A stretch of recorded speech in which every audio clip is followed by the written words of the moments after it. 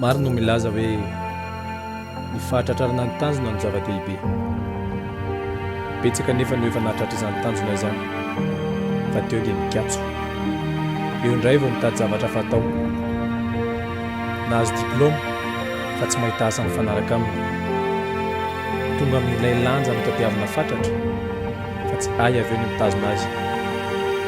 Manao fanatanjahantena dia fihetsika sy fetry mitovy foana no averimberina mandritra fotoana maro. Tratra ny tanjona fa tsy misy fivoarana. Tsara lavitra noho ny fahatratrarana ny tanjona ny fivoarana.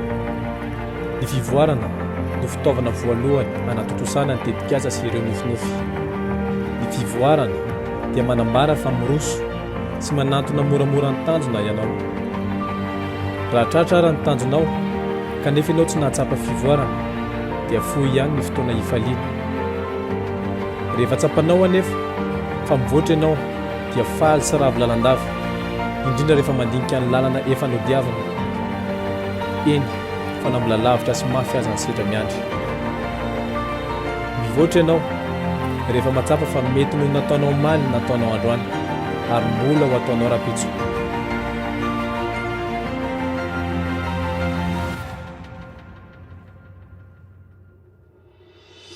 Rehefa manapa-kevitra ny tady tetika sy fika anatsarana trano ny toetra sy ny vokatra azo amin'izay rehetra ataonao, na ireo heverina fa bitika mety tsy misy dikany firy aza, izay no atao hoe tady fivoarana. Raha mpanaratsy sy mpanimby ianao maly ka lasa mpanao soa sy mpanangana anio dia olona mivoatra no etsonanao. Raha kely ny fahaizana nanao taloha ka niverina ny anatra mba hampitombo fahaizana ankehitriny dia olona mitady fivoarana ianao.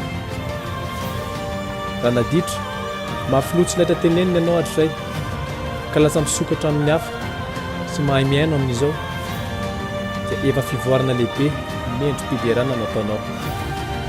Fotom-pisainana, toetra ary fahaizana ny fivoarana fa tsy mifanarana bika lafatra na vola maka-rena. Ny fisainana, toetra ary fahaizana dia nipetraka ho maharitra ary mandrakizay. Izay ianao no mahatsapa azy voalohany ary tsy ho afaka ho alain'olona na oviana na oviana. Ny hafa kosa izay mety himasoan'ny maro dia mandalo fotsiny ihany. Androany ianao mibika tsara sy manana ny ampy, rapitso ianao mety ho ratsy paozy, miady sy miafy. Ianao ila mikaroka sy manarana fomba maro samihafa.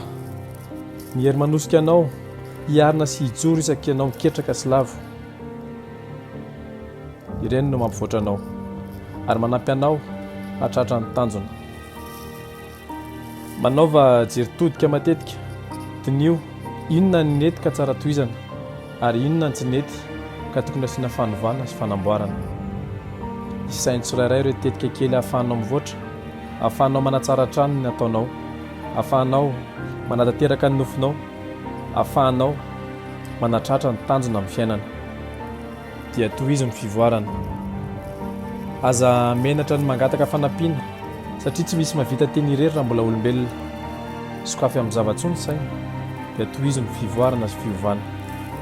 Dia rehefa tsapanao fa nivoatra ianao, rehefa tratranao ny tanjona dia aza mijanona amin'izay satria ny fiainana dia miroso hatrany ary ny fivoarana tsy misy fetra.